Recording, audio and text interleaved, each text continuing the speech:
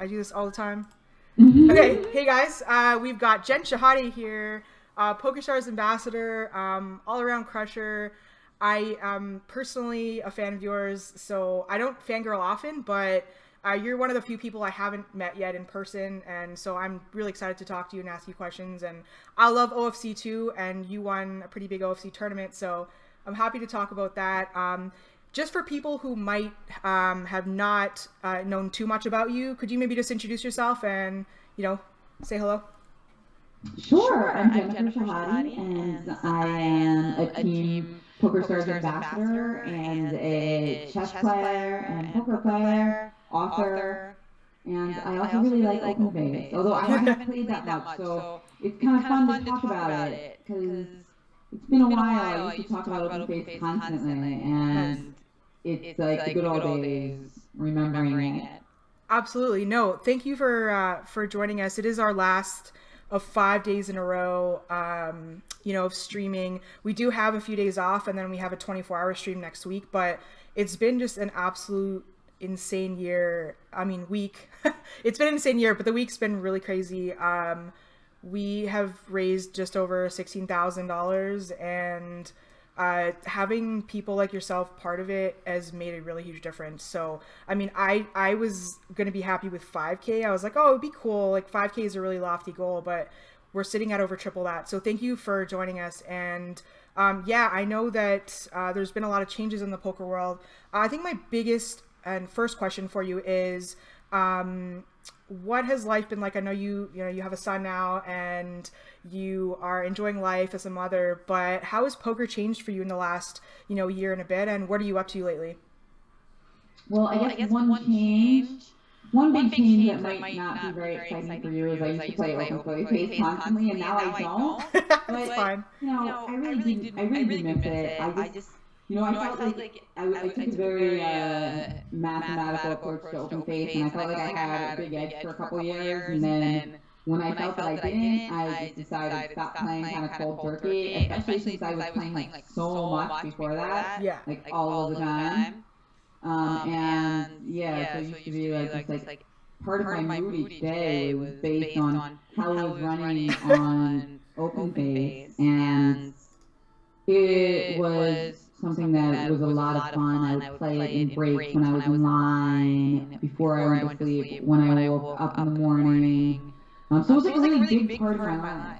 And then I made videos to Run It Once about open face as well. So it's pretty obsessed. And just one day I realized, you know what? It's becoming more like gambling and less like a game that I think I'm figuring out. Yeah. And as soon as I had that feeling, I was like, okay, I'm gonna switch out of this for a little bit until they come up with like a new version or something.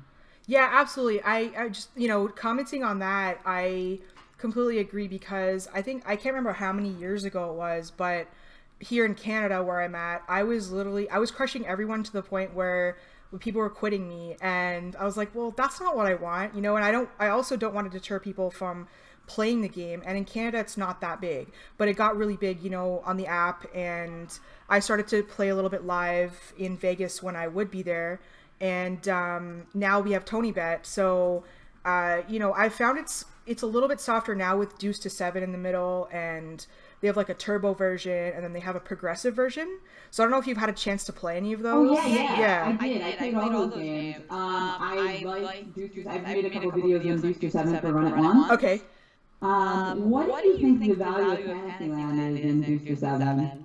Well, the thing is, first of all, it's kings up top now, and then if you make 2, 3, 4, 5, 7, which is the nut in the middle, you get to go as well. I think that especially on Tony Bet, people are making a lot more mistakes playing that game, and I think that sometimes being nittier, depending on how people are just always going for Fantasyland, right? And that's usually my goal when I'm playing regular Pineapple. But in Deuce to Seven, people make a lot more mistakes. I think it's still not I think regular Pineapple is my best game, but I'd love to be better at Deuce to Seven. So maybe I'll have to check out your videos. But yeah. Oh, yeah, I only made one about Deuce to Seven. One? Okay. I remember the one thing I really remember, maybe two. I might have made two. Okay. But the one thing I really remember is that the value of fantasy was like much lower than I expected. Okay. So just something to think about. It was like 4 points or something, but maybe Okay. 4.5. Yeah, because I think But also yeah, yeah. I have to review my own video for fresh. But I remember being like kind of surprised. I was like tracking some data. Okay. But yeah, no, open phase is still a great game. Yeah, it's good that you're continuing to play. I think it like teaches you a lot about heads up playing in general and Yeah. like hustling, momentum, all of these things that are just basically pure poker skills. Like I like to play heads up poker too, and open face is basically a form of heads up poker where you have to kind of keep mashing when you're beating somebody and make sure you're not tilting when you're losing. And I think those like psychological struggles are very very instructive. That's a really good point actually, because I found that, like, especially in the beginning stages of playing open face, I was just always pissed because, like, in the beginning you're just, if you break and you go on like a downswing sometimes in OFC, you're just like, what the hell, like I keep, one out, you get one outed a lot, just because you're playing heads up. But over time I kind of learned how to control that, and you're totally right, that's something that helps in poker where I don't tilt as much. But I think what are your thoughts on playing heads up OFC versus three handed? Like I particularly, when I'm playing higher stakes, I like to play heads up versus three handed. I don't know what your take is on that. I think the variance is a lot higher, obviously, with three handed, but Oh yeah, the variance is way higher in three-handed. So sure. Also, if you play a lot in the app, you probably have a lot better intuition and skills mm-hmm. on you probably have a lot better intuition and skills with the heads up, so you're probably like not as good at three-handed. So Right. I think that's probably a lot of the reason that you like heads up. When I played in cash games and tournaments with three-handed, I really had to do a concerted effort to like review some of my math stuff because it didn't come naturally to me. Right. So maybe that's why. Okay, for sure. No, that's awesome. Thank you. I actually wanted to know a little bit because I know that you played the OFC tournament in Europe and you won it for, I believe it was 100,000 euro, and it was the Tony Bet High Roller. How was that? I mean, it was really cool to see. I wish I could have watched it live, but how was it tournament format versus cash? Oh, it's so fun. I wish we had more tournaments with OFC. It's such a blast. It's like everybody is having fun because you get to play every hand, and it has like a real gambly feel to it, but it's really fun. I wish I did more of them. I think it's just kind of like heads up tournaments. It's kind of difficult for tournament venues to justify doing something that requires such a high dealer to player ratio. Okay, fair enough. And were you guys playing? Was it Pineapple that you played or regular? It was Pineapple. Okay, and so that three-handed then. Okay, cool. I mean, that's as I said, I wish I could have watched it live. That's awesome. How about regular poker? Are you playing much of it these days? Or I know I saw you were at a tournament the other day, but are you playing it pretty consistently live or online? Yes, I'm playing. I'm playing online whenever I can, and then I also play tournaments. Is there something wrong with the sound? Somebody's telling me that like that the sound is not coming on well. I'm gonna try to mute myself when you're talking, and then see if that works. Oh, okay. So maybe there's an echo. I'm gonna try muting myself while you're talking and see if that helps. Okay, cool. But yeah, so you've been playing live, and now how about for 2018? Like, what are your plans for next year? Because I know poker in the last little while, like there's been massive guarantees. Like Party Poker. Now PokerStars is coming out with the 25K at PCA at 2019. Like, what are your plans for 2018? Are you gonna play more poker? Or what are we gonna see from Jen Shahade next year? Well, yeah, I'm going to be playing more poker and more writing, and I'm really excited about PokerStars coming to PA. So that's like a huge item on my list. And I'm going to be starting off the year with an amazing trip to the PCA, and my son is coming, so I'm really excited about that. I'm gonna show him the beach, and he's just starting to walk. I actually haven't. You guys want to see him? Yeah, absolutely. Yeah, somebody's asking. There you go. You can see that? Oh wow! Not like close up. It's probably too close. I'm watching him on my little monitor right now. Oh wow, that's awesome. Yeah. That's great. Yeah, that would be great for him. I mean, I'm sure you're gonna start teaching him how to play as soon as possible. Well, maybe chess. It's, I was actually just watching a video about this 3.5-year-old who was playing chess on one of these like Russian TV talent shows. Wow. Yeah, it was pretty incredible. And he like knew a lot of the strategy and openings actually. It was crazy. I was like blown away because I am thinking a little bit about like when should I start teaching Fabian chess? 3, 4, 5. It's hard to say, but poker obviously much later. Wow. Okay. I mean, that kind of brings us a little bit into chess. I mean, I know very little about chess. I'm terrible at chess. But can you talk a bit about like the levels, in chess? And I think like you're at the top. Like, I mean, I don't know. There's different like, what is it? I don't know if Adam knows here, like grandmaster or like I don't know. I might be making this up right now, but can you talk a bit about your level in chess and how you got into chess and how competitive you are these days? Yeah, I've got into chess. I learned from my dad and my brother because they're both masters, and then I got really into it in high school and college. And I still am very active in the game, although now I do poker too, so I'm not like 100% chess. That's awesome. And I guess I have a question related to the poker side of it.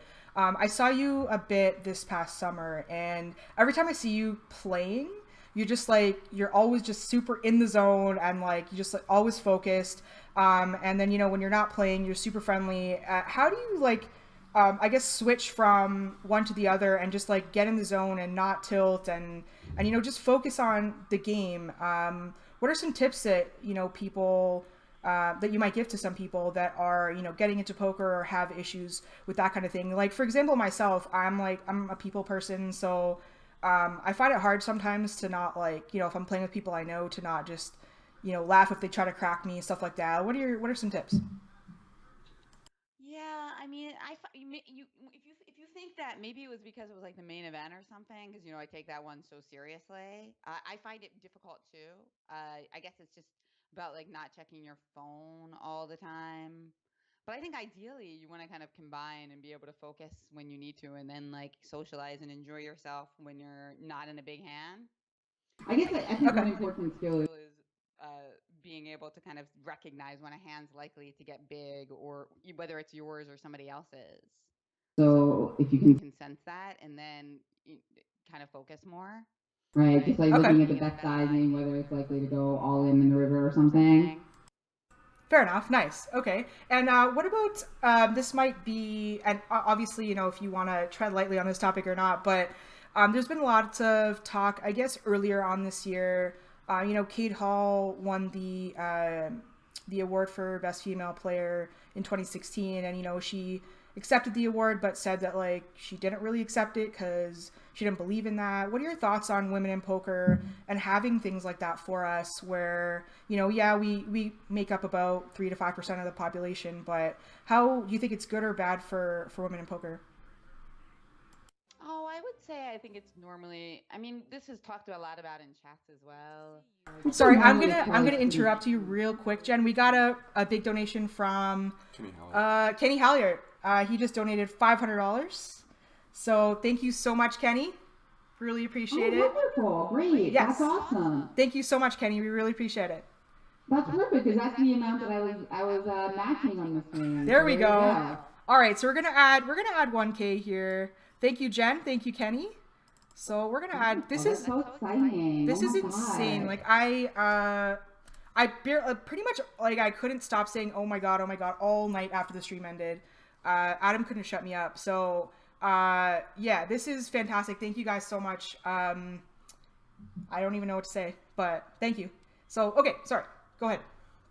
That's so exciting. Yeah. Wow, I'm a big fan of Reg, and I really love the Give Directly organization that I know Dan Smith is one of his charities and his charity drive, and he's doubling the donations for your stream, right? Yeah, so basically what we're doing is we're from Canada, so it's been a little bit tricky because all like my Canadian credit cards kept getting declined, but I have a US one. So I'm just like basically making the donations from my end on the site, and some of them are we've put on 3,500 so far, and so every day like I hit my mask, so I'm gonna do some more tomorrow. And then PayPal, they were taking some sort of fee initially, so we fixed that, and so now we're sending half through PayPal, half through credit card, and they're matching. So you can see our 18 charity stream on their site now, which is really cool because everyone can see that we've made those donations. And yeah, they're matching everything, and we're actually paying directly on the charity drive site. So it's awesome. They're just going to double it right after we make the payment. So it's really cool. Oh, that's great. Awesome. Yeah, it's awesome. We don't have to worry about sending him receipts. He just sees them, goes right through to their site, and they automatically double it. Wow, well, that's a great opportunity for anybody who's listening to take advantage of if they can't. I think that goes through to the end of the year as well. So, and your stream is continuing on for a few days too. So yeah, it's really great. And I can't even remember what we were talking about before then. Oh, the women in poker and awards, and if you think it's good or bad for women in poker and or the game. Well, I think it's really. I think it's great to have it overall because just like in chess, there are so few women that play. So highlighting and putting them in the spotlight, I think is generally a good thing. But I can also see Kate's point of view that it could suggest to some people that women aren't capable of winning the overall awards. But I think that's like a negative way to look at it. And I don't read it that way. And I don't think that you need to read it that way. Yeah, for sure. I mean, I tend to agree with that. Personally, I noticed, especially in Calgary here, there's a really, really big women's league here that we have.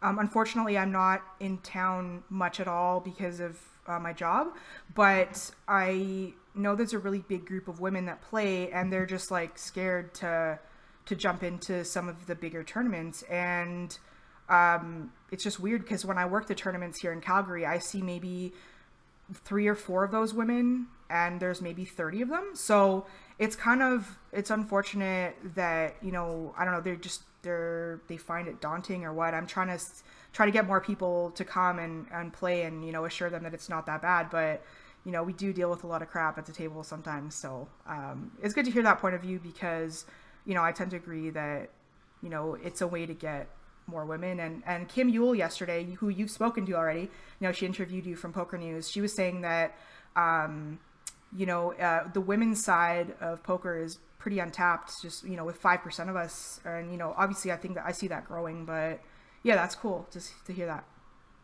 Yeah. It is strange, like, because I think there's definitely some benefits to women playing poker as well. Like, you get perhaps it's easy. There are certain opportunities that are available to you. And, sometimes the attention can actually be fun, not negative. Right. I mean, lots of people enjoy the attention of getting interviewed or, having people talk to them and ask them how they are. So there's definitely some positives as well. But obviously, if you just look at the numbers, the positives are not high enough for most people to get them to play regularly. So right. I think that another issue is just that live tournament poker is pretty expensive. I mean, if you're not selling action or sponsored, it's rather a big part of somebody's income a lot of the times, like unless you're rich. So yeah, for sure. I think that's an issue too, and that's why online poker is so important because people can kind of build up a bankroll through online and then play live when they've had an online score or something, right? Yeah, no, absolutely, that totally makes sense. I've been kind of hogging the mic here because I had lots of questions for you, but my colleague Adam is here with me, and I'm gonna let him ask some questions. Hi Jen, I was just finishing up a tournament actually over on my computer, but one question I have for you is, now that you're a mom and also playing poker, how are you able to balance the two, like going forward? Like, are you still able to travel as much as you'd like, or you taking the baby with you kind of on some of these road trips, or? Oh yeah. Well, I'm going to be taking Fabian to the Bahamas, which I'm just like so excited about. The aquarium, he's going to go bananas over the aquarium. I can't even imagine. So yeah, I take him sometimes. I took him to New York where I was playing this charity tournament for Autism Speaks for PokerStars. That was also amazing. He loved New York. So yeah, it's a balancing act. But I actually think sometimes in some ways it's going to actually be good because I like to spend a lot of time with him, and he goes to sleep at around like 7 or 8. So when PokerStars comes to PA, I'm going to be able to like put him to bed and then play online poker. So I think that it's motivator also because kids are very expensive. So it's like, now I'm like, okay, I really got to make sure that I polish up my game and don't have too many leaks. Absolutely. Nice. That's awesome. A lot of the leaks, are spending leaks, honestly. I mean, I really tightened up some things because you realize I really just loved to spend money, and I knew that I was overspending, but then I couldn't help myself. I couldn't stop it until I got pregnant. And then I was finally like, okay, I don't really need that bag, right? But spending money on charity is always good because it's the philosophy of abundance. I mean, I know that Phil, one of the founders of Reg, when I talked to him about when he started Reg, I remember him saying that just the philosophy that you're going to need the extra money that you would have donated to charity. It's a very negative philosophy that of scarcity, that somehow horrible things are going to happen. And usually that's not a philosophy that gets you ahead. You know what I mean? Yeah, no, for sure. And it's kind of interesting. I feel like this week has kind of been really, I don't want to say life-changing to be that dramatic, but for lack of a better, phrase, it has been for me a little bit because, I used to do a lot of charity work when I was younger. And then I'm seeing all these people just, contributing, and all of you guys just taking time out of your holidays to talk to us. And we might not be getting very many viewers, which is totally fine. I'm putting the interviews up online, but the social media aspect, and we have $17,000 raised now, and it's just I don't want to stop being involved in the charity aspect now. And it's kind of I'm thinking about my next year and how I want to involve charity work in my life again. And so I'm just really excited. There's nothing but positives coming out of this week and charity in general. And I just can't wait. I play quite a bit of cash games too. So I'm just excited to be able to factor in, Reg charity into some of my out of some of my profits. So I'm kind of, I'm just really happy with how everything's gone. So. Well, yeah, it's great what you're doing. I mean, it's these streams, I think, provide such a service to people, and people get so excited about it. And I mean, the poker community has been really blessed in this past year with this influx of money from crypto, as it seems that a large majority, not a majority, but a large portion of the poker community is involved in that. So I really think it's a perfect time to give back and also, invest in other people. And that's one of the things I like about one of Reg's main charities, Give Directly, that it's just giving people money, knowing that they will probably figure out what to do best with it and, how to improve their situation permanently. Yeah, no, absolutely. Couldn't agree more. As I know you play a lot of OFC and you play some chess as well, but what about other mixed games in poker? Do you think they are kind of on the rise right now? I think it's kind of poker's kind of evolving into a lot of PLO, and you look at stud, stud's almost kind of making a return now a little bit, and you find I find there's a lot of other people playing these mixed games, there's more action and stuff, right? So are you involved in a lot of other mixed games as well? I'm not that much. I do play a little bit. I'll sometimes play some of those small Aria tournaments, and online I'm going to start playing more when it comes to PA, because I do find them interesting. Indeed, I like draw games. I guess maybe because of my pineapple, but my pineapple experience. Those always seem really fun to me. So yeah, I think that we'll see more from them in the coming years for sure. Awesome. I guess, there's, chess is part of your life, poker's part of your life. What do we maybe not know about you outside of, your son now that you might do that's not, related to, I know you're a pretty open book, but what do we not know about you? Something that I do that I don't write about on social media? No, not possible. I can't even imagine anything like that. Seriously though. How about like hobbies outside? Yeah. What do I do outside? I guess people might not realize because they think of me as like math and chess. I think sometimes people are surprised that when I was in college, I actually studied art and literature, and in many ways, those are like my biggest loves. I just love a tight, good piece of writing, or like a really simple, elegant piece of contemporary art. Those are the things that I don't know. I just like I get so excited and thrilled, and I think that I sometimes bring that to chess and poker as well. Like when there's like just like an elegant solution to a problem in chess or in open face, for instance, I get so excited and it just keeps me like keeps me going, you know? Nice, that's awesome. We do have a question from the chat. Ghost of M asks, Jen has done some stuff for PokerStars New Jersey. Ask her what she thinks of the player pool and action so far and how much she's gotten to play on it. Oh, I think it's a great site, first of all. I mean, American poker players are very talented, but at the same time, we haven't been playing in the global networks like PokerStars and Party Poker for a while. And so I think that there might be certain trends, particularly with stuff like the GTO solvers that we're not quite as up on, although I personally love that stuff. So I think the player pool is quite good. I mean, there's some good players, but I think that it's also a great opportunity for somebody who really takes the game seriously. And I've gotten a chance to play on there a decent amount. It was one of like the first big tournaments that I played after having Bobby on. Actually, I took him to the Jersey Shore and played the NJ Coupe main event, and I ended up coming third. Nice. And it was just like such a wonderful memory because Fabian was sleeping for most of the time, and then I did so well, and I was still nursing at the time, so I felt really great that I was able to like balance all these things at the same time, and that online poker made it possible. That's awesome. I know that obviously you're PokerStars ambassador, but obviously, what do you think about the competition that Party Poker is bringing, and are you gonna possibly maybe go to some of their events? There's some really big prize pools. Are you guys I don't think they really restrict you from going to other events, but are you, for example, going to come to Canada at all? We have some really big prize pools out here.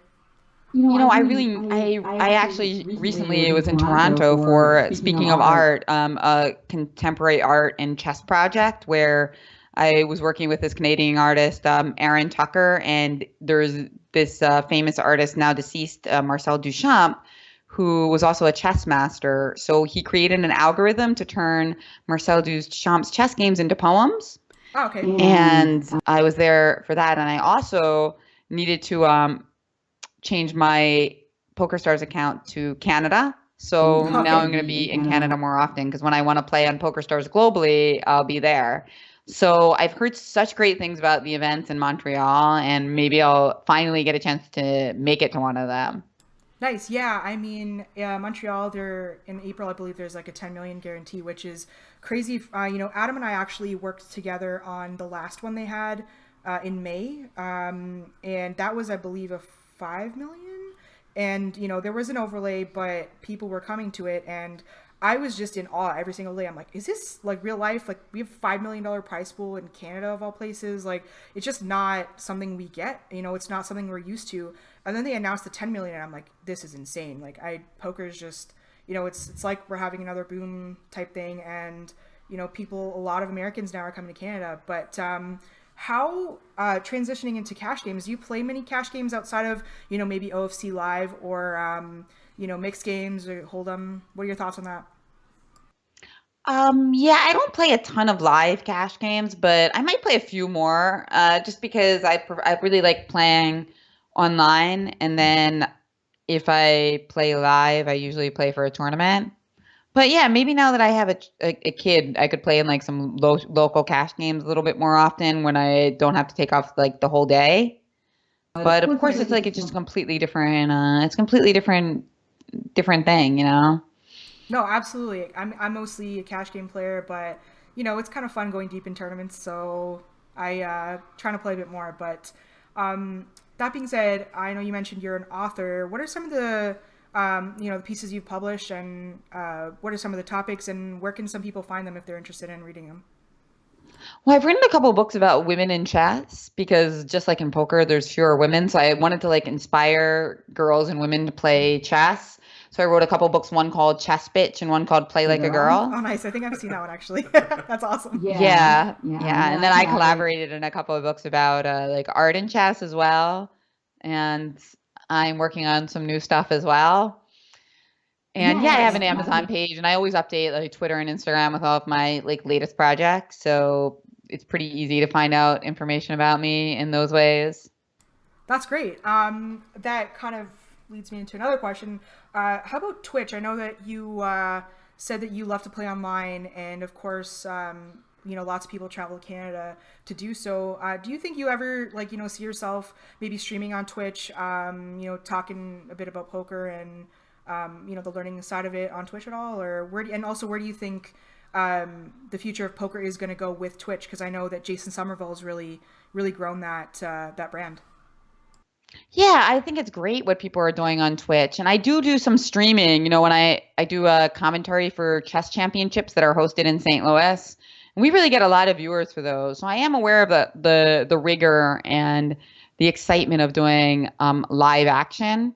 Although those events that I refer to in St. Louis, like the U.S. Chess Championships or the Sinkfield Cup, are an entire production team involved. So there's like multiple cameras and like high-end graphics. So it's a big production. But at the end of the day, you're still sitting in front of the camera for 6 hours and trying to be interesting. And we know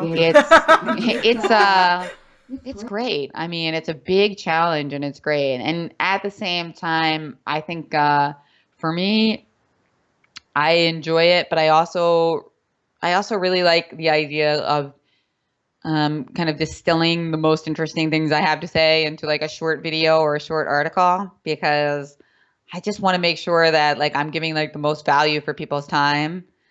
And I'm not always sure that I'm like the absolute best person at the live streaming stuff for that.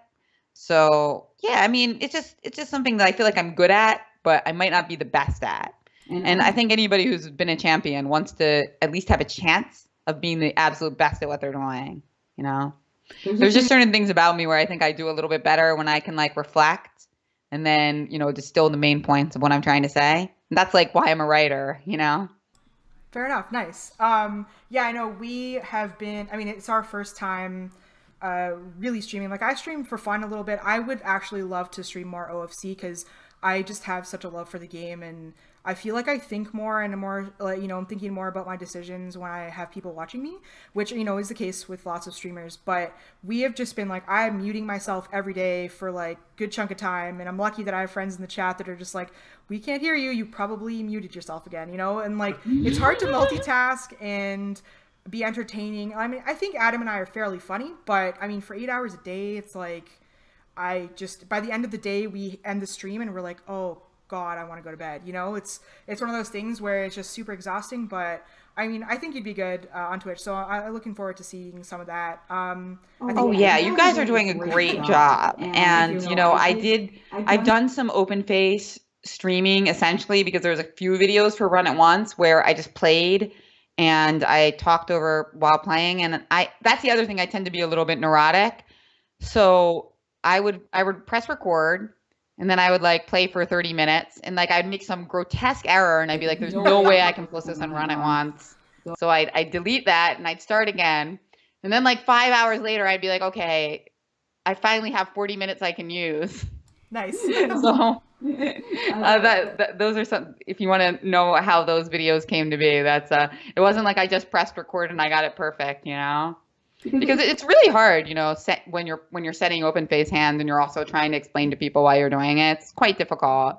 Oh yeah. And I think I might have even been playing like two games at once. And especially when you get into Fantasyland and you just need to like make sure that you're setting your hand correctly, because you can't think on your opponent's hand, your opponent's move or anything. For sure. So yeah, it's much respect for trying to play good open face and also entertaining a crowd. It's not easy. Yeah, no, I've been on the the good side of variance, I think. I had some charity run good, I think. I'm up I think we started with 150 euros and we're up over 500. So I'm hoping that we're just going to keep crushing and make some good money for charity. But yeah, I mean, I love the game, and sometimes I just get really quiet when I'm thinking, and then I'm like, oh crap, I have people watching me. I should probably articulate my thoughts. So it's kind of it's a little bit difficult. But thank you. I believe your brother's in the chat right now. Hey, Greg. Greg is a poker player. He used to be a professional poker player, and now he is a chess guru. He has this thing called the Pro Chess League, which is a network of chess players all over the world, and the best player in the world even plays in it, Magnus Carlsen. Oh wow, okay. So, and there's a chess player. There's a very famous poker player in the league as well. I should mention Dan Smith. Oh, he's no way. a member of the Montclair Sopranos. So wow, okay, interesting. And for those of you who are just tuning in, he's also doubling the donations on the stream. So speaking of which, your brother just donated $20. Thank you so much, Greg. We appreciate it. Yay! Thank you. Hey, Greg. Thanks, Greg. His comment birthday, by the way. Happy birthday to Greg. Thank you so much. I do have another question about whether I thought about having more kids now that I've had one. Oh yeah, I mean, the first one was so great. I figure, maybe I should try one more. And a lot of people, they go into it thinking they're gonna have 2 or 3, and I really wasn't sure. I was thinking maybe just 1 and done, but we really are just so in love. Big shocker, right? No, absolutely. We're kind of leaning towards trying it again. Awesome. I do have a question. If you had to pick one poker player of the entire pool of players to be your favorite, who would you pick? Sorry, Greg, don't be offended if she doesn't pick you. All of the poker players in the world. Okay, I'll go with Phil Galfond. Okay. I love his videos and his way of discussing things, and then also the class that he brings to the game as well. I like it. I'm a fan of his too, mostly because I love PLO, and I love watching him play PLO. So I like that answer. And I have another question. Prep asks. Yep. What are 2 things that desperately need to change in poker? It can be online or live. And what's one thing that has been good that happened in the past year? Well, I think one that a lot of people would say, and I'm going to agree with, is the people are becoming much more aware of the value of stalling, not just on the immediate bubble, but even close-ish to the bubble, and even at random pay jumps throughout. And the problem is that it's not something you can expect the players themselves to police. So once it becomes widespread knowledge that you just make money by stalling in these different spots, you really need to figure out a way for the tournament to be structured in that way. It's funny because in chess, there used to be no chess clocks. And now it's unheard of for any player of a serious level to ever play a game without a chess clock, because you would just think longer than your opponent and you would have a massive edge, right?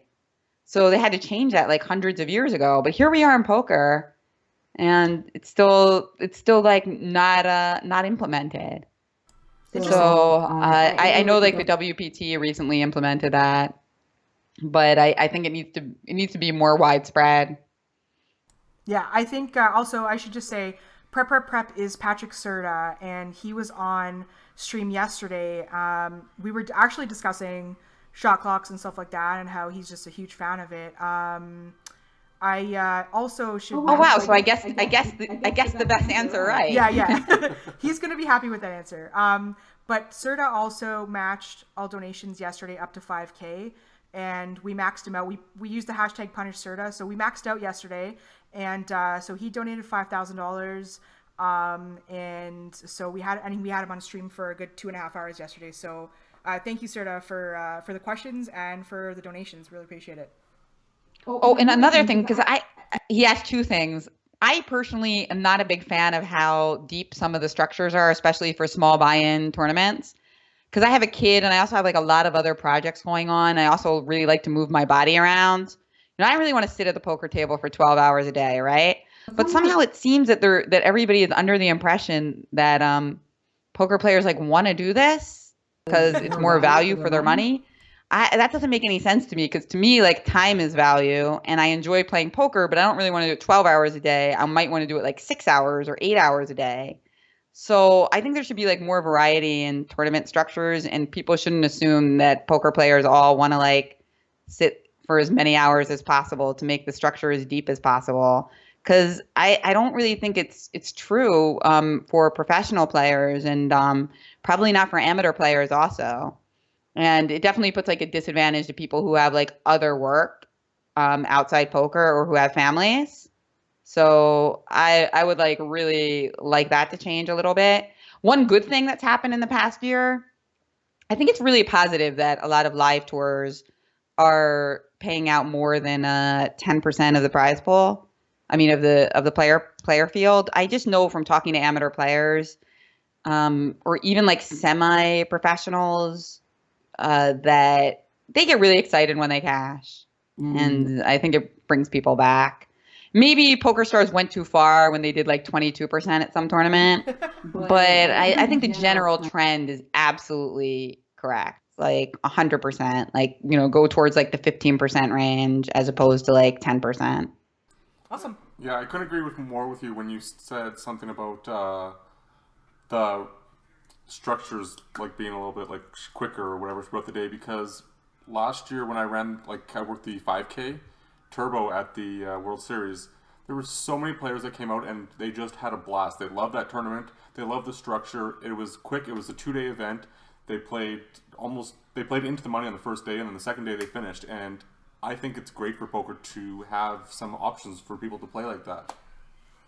Yeah, definitely. I mean, I had I was playing deep in the WSOP when I was pregnant, but I wasn't even like publicly pregnant yet. I was like 3 months pregnant, and so I was a little bit tired, because you kind of get tired in the first trimester. And they made the structure deeper because they thought everybody would like that. So they had to add a bunch of levels to the tournament, and it was just like survival of the fittest, man. You could say that everybody suffers equally, so everybody's kind of playing badly at the end. But I don't know. I think at least you want to offer more variety. Don't assume that people always want that. Fair enough. Your brother just first. He also asked, "Who's your favorite older brother?" My favorite older brother. But he did actually just suggest poker should institute a hot potato type thing, where at random intervals, whichever player is to act on the bubble will just lose some chips if it's their turn pre-flop. I just thought of this now. Wow, revolutionized poker. I like it. That's funny.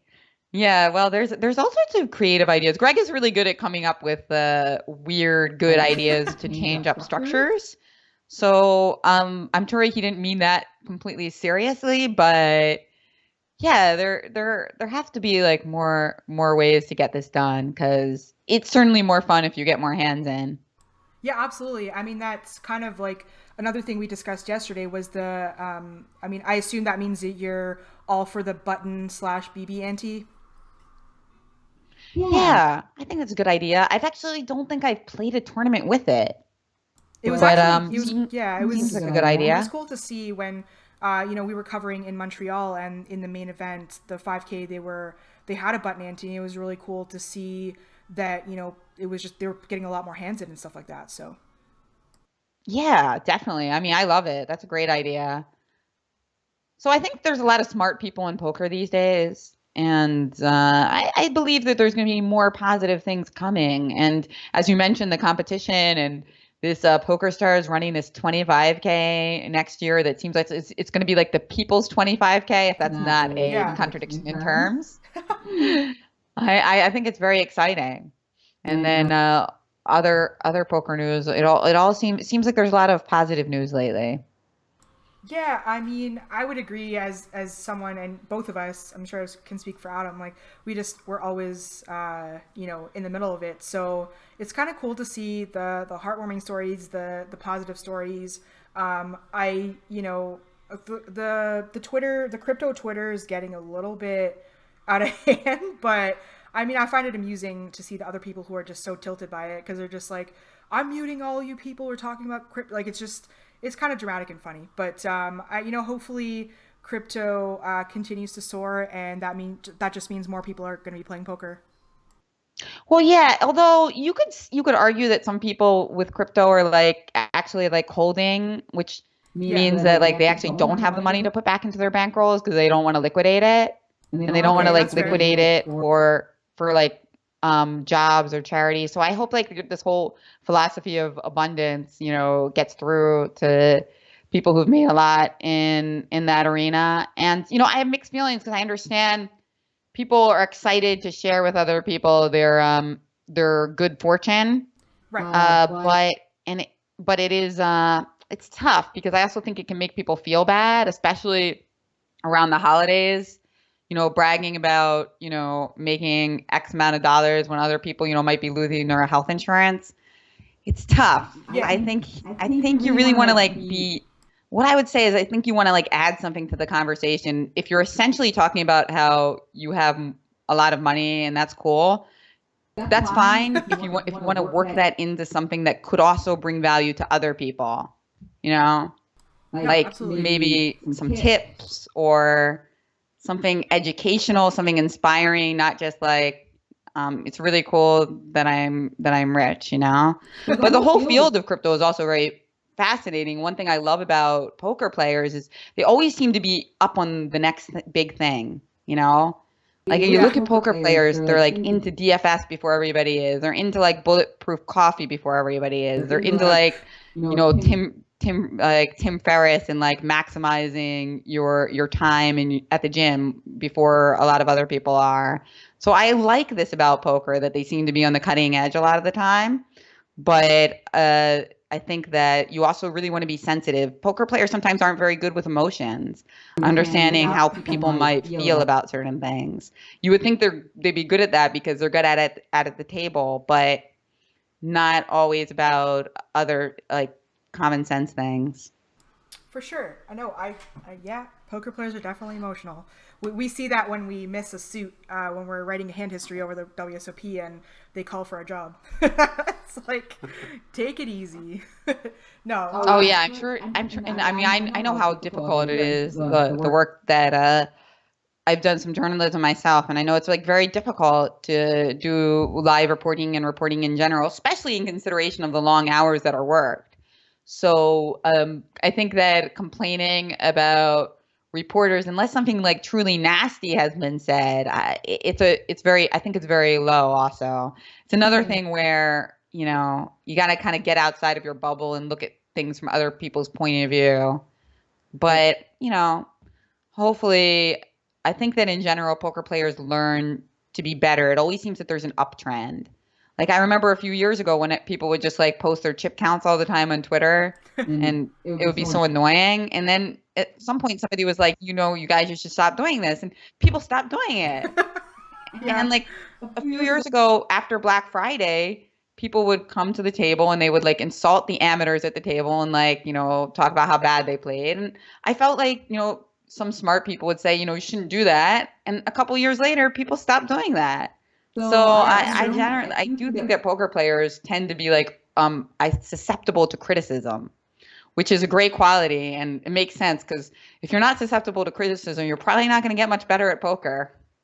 Yeah, I mean, that's definitely true in our industry. So I love that. I do have a question for you've been around poker, online poker, live poker. You're brilliant mind, chess, OFC, just like author. I want like if someone is coming in right now and wanted to get into poker and maybe dabbled a little bit, but wanted to start studying a bit more, what would be your advice to them? And where should they start? And how do you think? What tools do you think they should seek to progress and get better? Just starting out in poker. What are the basic tools? I really like Run It Once, but a lot of the material there is on the more advanced side, I would say. Okay. There's a lot of really good free content these days on YouTube and on like Poker Go, which I think is a really great start. For sure. And then I do think you really want to get your hands dirty with some of these programs, but maybe start with something like a Hold'em resources that deals with like if you're playing tournaments, which deals with like more like short stack situations.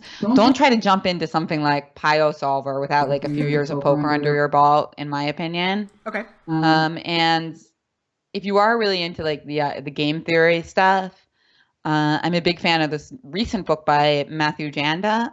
Not the first one, but the second one. The first one's good too, but it's more advanced. But I feel like the second one is really nice. Okay. It came out like a year ago, and I really liked it. He does a good job of talking about game theory, but also talking about its limitations.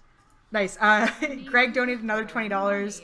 He said, "I need the kid throwing the money again," because we have that GIF that comes up. So thank you so much. Amazing. Greg. I love it. Thank you so much. 17,300 now. So I just no words. I'm just gonna keep increasing this number until they tell us that we can't be on Twitch anymore. Oh, I forgot the dollar sign. All right. Thank you so much, Greg. Very nice of you. Awesome. Well, yeah. So for those of you guys who are looking to get into poker, those are some good ideas. We do have a question from Lyle Elron. Jen, do you have any thoughts of moving poker away from the casino world and more into the e-gaming and sports world? Do you think it's a good idea? How could we do it? Yeah, I mean, I think that's a great idea. And I think all the people on Twitch, like Jason Somerville with PokerStars and all that Twitch action is really helping to push it in that direction. So I think that, there's always going to be like some excitement and glamour associated with poker and casinos. But it should be helpful actually to push it into the e-gaming world as well. Although that, of course, that's also a very male-dominated world. Absolutely, awesome answer.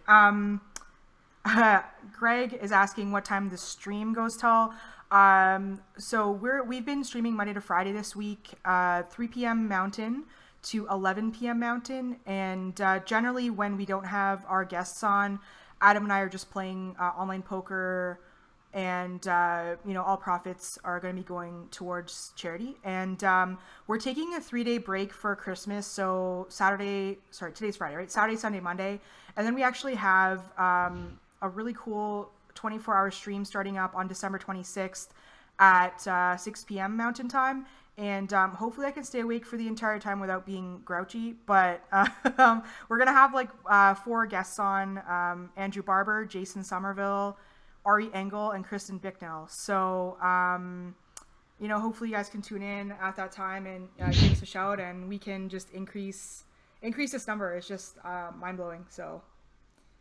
Okay, great. I'll stop by. That sounds like a wonderful lineup. Yes, stop by. I'm not going to advise staying up for 24 hours, but we'll be here. I love it. And yeah, have a good time on your break for Christmas. Thank you. Yeah, I'm Jewish, so I just love this time of year, though. I love all of the Christmas imagery, and I love the spirit. I love not traveling. I feel like not traveling on Christmas and Thanksgiving is like such a wonderful gift. It feels like somebody is just like wrapped up a bunch of time, and there's no greater gift than that. No, absolutely. I think Adam and I could both agree with you. We've had a really long year of traveling, and I just kind of thought I want to stay home. This is not actually technically home. My parents are in Edmonton, which is 3 hours north. But also speaking of Christmas and stuff like that, I'm from the East Coast, so I was actually born in Toronto, and so I visited New York quite a bit. I've spent a lot of New Year's and Christmas in New York City. And as much as I hate the cold now, because I've been in the US quite a bit for work, I absolutely love the time of year. So I can agree with you for sure. What are your plans for Christmas? Obviously, you're going to spend it with your son, but anything in particular? I am. My father's not Jewish, so we are going to go do like a little Christmas dinner actually in the area. And yeah, that's about it. And then I'm just going to have like a lot of great family time, Philadelphia is a really nice city to like walk around in, and basically just watching movies, reading, writing, and playing with my son. And I got to give you an update. I think he flipped over from the last time that I showed you. That's Just awesome. like showing, I'm just showing my camera, little Fabi. I think you should wake him up and bring him on stream. Just saying. I know Oh that man, he actually is kind of like squirming a little bit. That's No, awesome. he doesn't really wake up in the middle of the night that much. You see, I mean, somebody asked me earlier if I was thinking about having a second kid. Wow, talk about run Like, good. yeah, he doesn't wake up in the middle of the night. That's some run good, I'd say. That's what they say, indeed. That's awesome. Well, is there anything you wanted to add? Because I know that probably have some stuff to get to, but we really appreciate you coming out here. If there's anything else you want to add, I know there's lots of fans in the chat, so. Yeah, just great stuff that you're doing, and if you have any, what kind of open face questions have you been bringing up on the stream? Is there anything that's been like bothering you? Like, I knew when I used to play a lot, there were some issues I had with, like, if I had a pair and a flush draw, when you split up the pair and when you put the flush draw in. And, I mean, when you kept the pair and when you put the flush draw. And I remember that I really felt like in the beginning people were playing the flush draw like way too often. And I maybe went too far with that. And I was like always putting the pair up. But I wonder, like, if you guys still think about that a lot. Yeah, I actually do sometimes. I'm kind of a sicko. I once got dealt quad aces and I split them so I could go to Fantasyland, and I ended up going to Fantasyland and just, I mean, obviously it's results oriented, but I kind of was just like, I mostly played it just to test it out to see kind of like, look, I know it's 10 points on the bottom, but like if I can make kings or queens up top, it's 7 or 8, and then the value of going to Fantasyland, I can't remember what the average is that I read that people, the points that you make in Fantasyland, but then you add like maybe at least 6 points. So I was like, maybe I'll try to see how that works. You're not going to get dealt quad aces often, but I kind of was like, whatever. I think that's right, actually. Okay. It's like 8.5 or 9. I think you obviously you put them one in the middle and one on the back. Yeah, I think it's correct to split them. Cool. I mean, I don't know what your other card is. Obviously, if it's a king or a queen, like 100%. But yeah, I think that's a good one, and I think that that's the right approach. Yeah, for sure. I think that also with flush draws, if I have like a flush draw with big cards, the big Fantasyland cards like ace, king, queen, I'm more inclined to, if I have a pair, split them, versus if they were like a lower pair, I might just put the flush draw in. So I think, yeah, it's definitely one of the things. And also I hate straight draws so much. Like, I just like, don't deal me straight draws. I don't want to make 2 points on the bottom. I want to, stuff like that. I'll split up a lot of flush draw or straight draws as well. So, but yeah, I realize that making a big hand on the bottom sometimes just makes sense to try to get some more value up top. But yeah, definitely, I'm going to be hopefully playing a lot more. And, if there's anything does come up, I'd be happy to chat about it.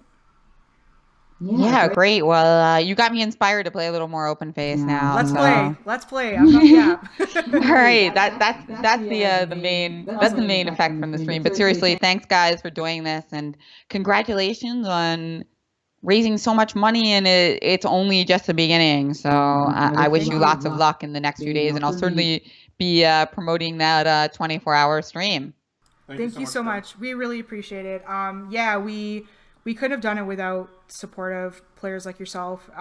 Everyone who's been on stream every single day, people who are just even liking, commenting, retweeting, sending messages of, just like pushing us ahead. Because there was a point where, I've been thinking about this for a little more than half a year. And there was a point where I was like, I'm exhausted. Like, I don't know if I want to do this. And it was Lena Evans. I don't know if you've met her before, but she's a poker player as well. She used to be a professional blackjack player, but she's really big into charity. And she won a ring at the last event I was working in Vegas. And when I was interviewing her for her winner's story, she's like, I'm big on charity, and charity is my life's work. And she's telling me some stories, and I was like, I have to do this. Like, I can't not. So I really appreciate the support that we've both gotten from everyone. Everyone's worked really hard to help us out, especially the people that are sticking with us in chat when we're just like playing OFC and just, rooting us on and cheering when we hit that one outer to go to Fantasyland. So, yeah, really appreciate everything. Thank you so much. Right. Yes. Well, I'll try to just stop by for just some random OFC play, and then. Sounds great. Thank you so much. Yeah, bye guys, and Thanks. good night, Thanks and so much. happy Christmas. Thanks. Merry Christmas, Jen. Bye-bye. Bye. Bye.